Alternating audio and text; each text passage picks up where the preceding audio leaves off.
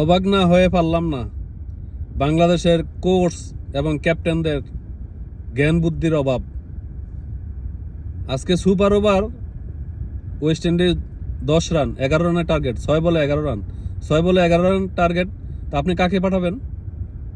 আজকের ম্যাচে যে ভালো ব্যাটিং করছে তাকেই তো পাঠানো উচিত।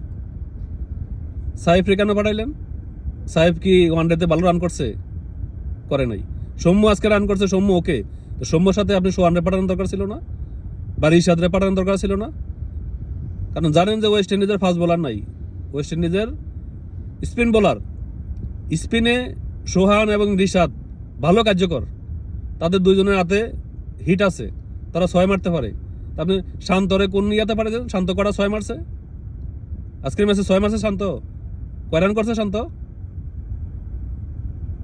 সাইফ কয় রান করছে? সাইফ স্পিনে দুর্বল, ফাস্ট বল হইতো সাইফ মারতে পারতো। সাইফ স্পিনে দুর্বল, আপনি সাইফে পাঠাইছেন স্পিনে বল মারতে। আপনাদের মাথার জ্ঞান বুদ্ধি,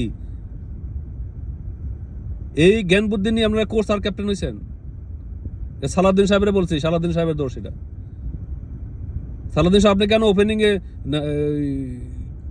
কি বলে সোহানকে আর সৌম্যকে পাঠালেন না? 3 নম্বরে রিশাদ, বা রিশাদ আর সোহান ওপেন করতো, তাহলে আমরা আজকে ম্যাচটা জিততে চাই। 2টা 6 মারার দরকার। রিশাদ 6 মারতে পারে, সোহান 6 মারতে পারে। এই দুজন হলো আমাদের 11 জনের ভিতরে 2 জন হলো হিটার। সৌম্য 3 নম্বরে, ঠিক আছে। এই 3 জন আমরা সিলেক্ট করবেন। আপনারা করছেন কারে? শান্তরে আর সাইফ রে। সাইফ কি স্পিনে পারে? সাইফ স্পিন দুর্বল, আপনি সাইফ রে পাঠাচ্ছেন ব্যাট করতে। বাংলাদেশে 18 কোটি মানুষের 10 কোটি মানুষই বলবে যে সাইফ স্পিনে দুর্বল। আপনি কেন সাইফ রে পাঠান? সোহানকে কেন পাঠান নাই? সোহান আর রিশাদ ওপেন করতো, 3 নম্বরে সৌম্য যাইতো। 12 রানের দরকার, 11 রানের দরকার, 2টা 6 মারলে হয়।